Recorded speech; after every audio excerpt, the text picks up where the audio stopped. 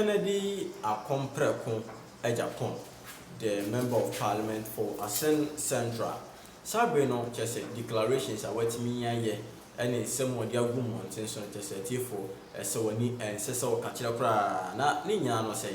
Yenim the NPP amonuko no. Omo preparations towards their elections because within the internal elections, the internal elections because within the party no.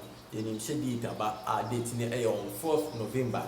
Yenim certain preparations, so many preparations being done by the NPP towards the elections. You want to say nominations are be so many candidates cover forms. You who say Bawumia cover forms, Alantia cover forms, Agyapong cover forms, and some other candidates also Timia cover forms, and all these candidates are or cover forms in now to say Obia tries to make police support for him or herself, even though say all that we are getting from the candidate or the candidate you are having now or moving they are all trying to put support for themselves. And Agyapong, anytime he gets the chance to speak, he tries to motivate and to put support for himself, same as Kennedy, same as Alan, and all others. They are all part. Now, I can Agyapong a Busagana for question B. I will have question gentility partner.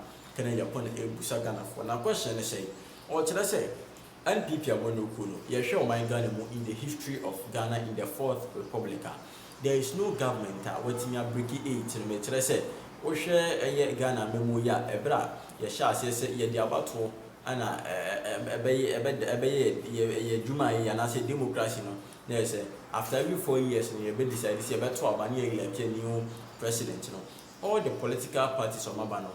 Obien who are waiting are spending more than 8 years in office. Into Yabesha NDC in a shas here, 8 years, pepe, and over the fuel.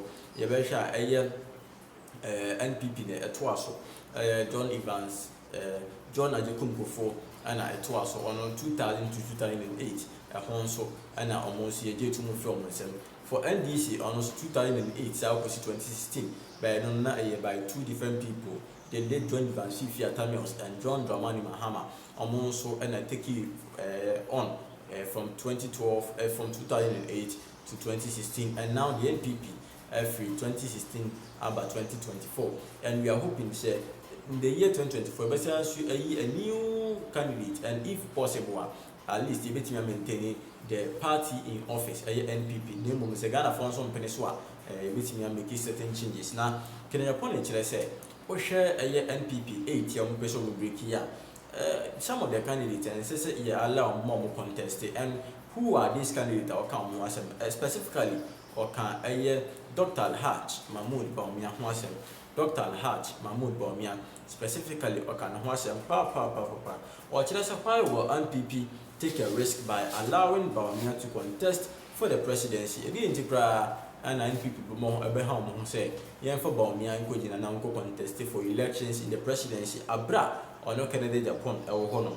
O share the same idea to the in some doors of power. Now according to him, statistical data shows that historically only 3% of the vice president who served for 8 consecutive years and attempted to continue their political career by contesting for the presidency have been successful.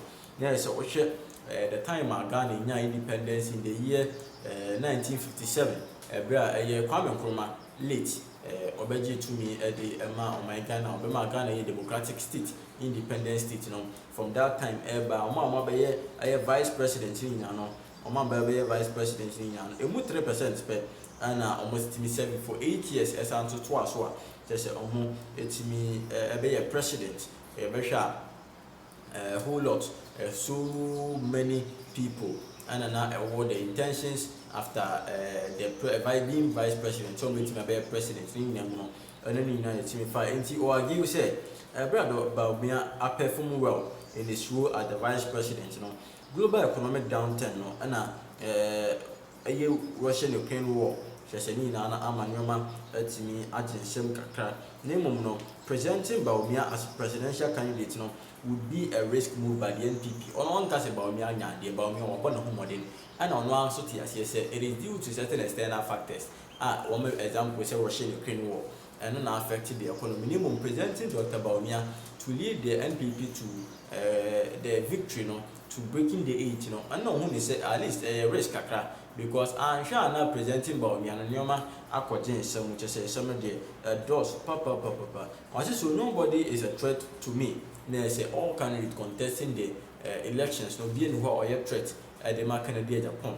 On one casanity who deep papa say about one they definitely obey me. I say for Mama, he is not even part of it because I will beat him hands down with the John Dramani Muhammad Yambem.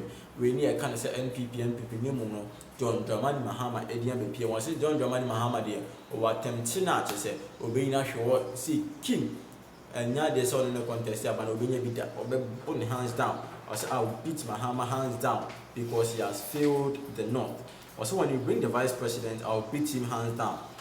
He has done well, but in 8 years in government, any vice president who has run for 8 consecutive years and wants to contest straight for the presidency, it is not easy.